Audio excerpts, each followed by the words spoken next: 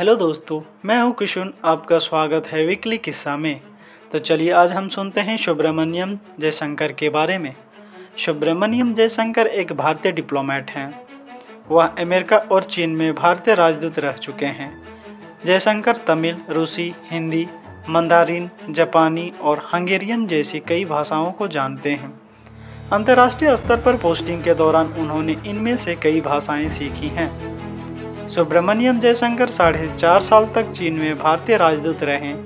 यह अब तक के किसी ने भी चीन में राजदूत के रूप में सबसे लंबे समय तक सेवा की है।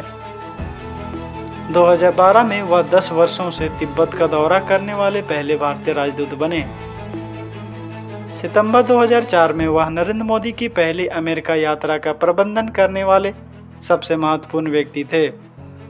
उनके आगमन पर उनका स्वागत किया और भारतीय अमेरिका समुदाय के सदस्यों के लिए उनके सम्मान में रात्रि भोज का आयोजन किया। जयशंकर वर्तमान में केंद्रीय विदेश मंत्री के रूप में कार्यरत हैं। वह नरेंद्र मोदी के मंत्रिमंडल में एकमात्र केंद्रीय मंत्री हैं जिन्होंने कोई चुनाव नहीं लड़ा है।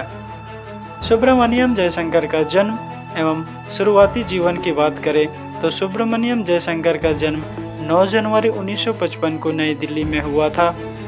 सुब्रमण्यम जयशंकर एक ब्राह्मण परिवार से हैं।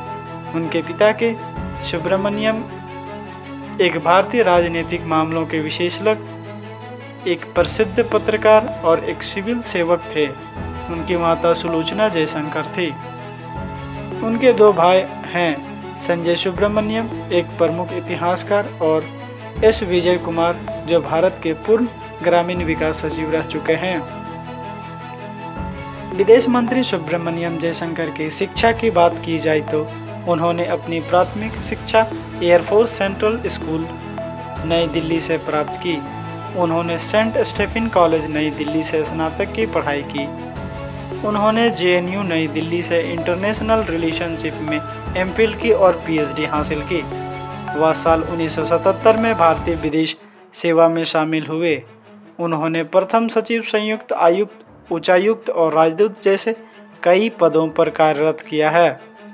उन्होंने जापान की रहने वाली क्योक्यो नाम की लड़की से शादी की थी। उनकी एक बेटी मेधा जयशंकर और 2 बेटे ध्रुव जयशंकर और अर्जुन शंकर हैं। उनके बेटे बड़े ध्रुव की शादी कैसेंड्रा से हुई है। इतने में ही आज की वीकली किस्सा को मैं समाप्त करता हूँ। फिर मिलता हूँ इसी तरह नए किस्से के साथ। अगर आपको अच्छा लगा तो सब्सक्राइब, लाइक, कमेंट करना ना भूलें। तब तक के लिए जोहार।